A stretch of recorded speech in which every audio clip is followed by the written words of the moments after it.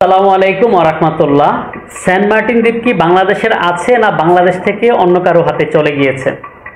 মানে Saint Martin দ্বীপের মালিকানা এখন কার হাতে, এটি নিয়ে আসলে গতকালকে রাত থেকে সামাজিক যোগাযোগ মাধ্যমে একটি প্রশ্ন ভেসে বেড়াচ্ছে। বিশেষ করে গত রাতভর এই বিষয়টি ফেসবুক বা সোশ্যাল মিডিয়াতে এড়ে চলেছে, সেন্ট মার্টিন দ্বীপ এখন কার।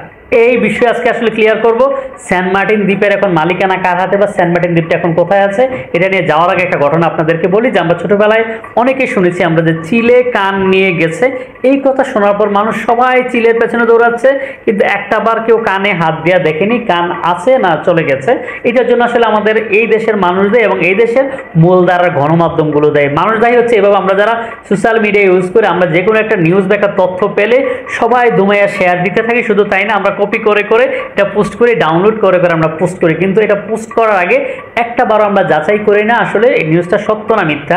বিশেষ করে বাংলাদেশের মূলধারা গণমাধ্যমগুলো এখন তারা আসলে গত কয়েক বছর যাবত তারা এমনভাবে সংবাদ শিরোনাম করে যাতে আপনি পড়তে বাধ্য হন এবং পড়তে বাধ্য হয়ে নিচে এসে এবং প্রত্যেকটা মানুষ গালি পোষণ করে যায়, যার ফলে তারা দেখে যে না অনেক মানুষ গালি দিয়েছে, আমাদের কমেন্টস বক্স অনেক অনেক গালি সমৃদ্ধ হয়েছে বা কমেন্টস বক্স সমৃদ্ধ হয়েছে, কিন্তু তারা এটা জানে না এর ফলে যে সমাজে বিভ্রান্তি ছড়াচ্ছে। তো গতকালকে যে বিষয়টা হয়েছে যে গতকালকে বাংলাদেশে কিছু মূলধারা গণমাধ্যম একবার দিল যে সেন্ট মার্টিন দ্বীপে যেতে মানুষের অনুমতি লাগবে। এই অনুমতি লাগবে এটা দেখার পরেই মানুষ শুরু করে দিয়েছে সেন্ট মার্টিন দ্বীপ তৃতীয় পক্ষের হাতে চলে গিয়েছে। সেন্ট মার্টিন দ্বীপ এটা আমাদের দেশ, অনেকে দিয়েছে একটি দেশ দুটি পতাকা, দুটি পতাকা একটি দেশ, হাবিজাবি নানা তথ্য দিয়ে সোশ্যাল মিডিয়া ভরিয়ে ফেলছে এবং সবাই পোস্ট করতেছে সেন্ট মার্টিন দ্বীপ হয়তো তৃতীয় কোনো একটা দেশের হাতে চলে গিয়েছে।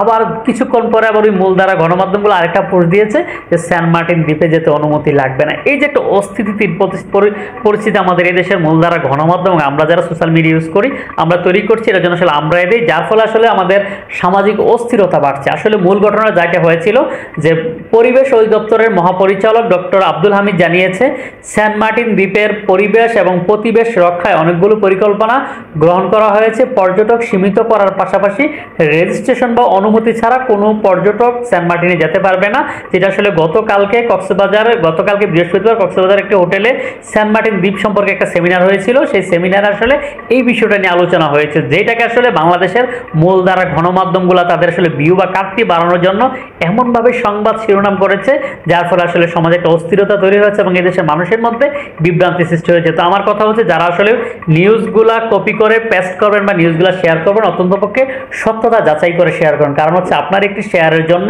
সমাজে অনেক অস্থিতির পরিবেশ তৈরি হচ্ছে। এবং আপনি জানেন যে অনুমান মিথ্যা গুজব এগুলো আসলে সবগুলো আসলে অপরাধ।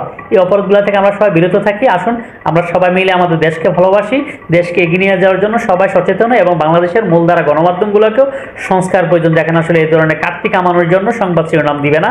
আজকে এখানে শেষ করব। যদি ভিডিওটা ভালো লাগে অবশ্যই শেয়ার করে সবাইকে দেখার সুযোগ করে দিবেন এবং আপনার কাছে কেমন লাগবে, আপনি চান কিনা মূলধারা গণমাধ্যমের সংস্কার এবং আপনি চান কিনা আমাদের সমাজের মানুষ এরকম গুজব রটাক, এটা যদি বন্ধ চান তাহলে অবশ্যই মন্তব্য করে জানাবেন। আজকের মতো বিদায়, কথা হবে অন্যদিন অন্য একটা ভিডিওতে। ভালো থাকবেন সবাই।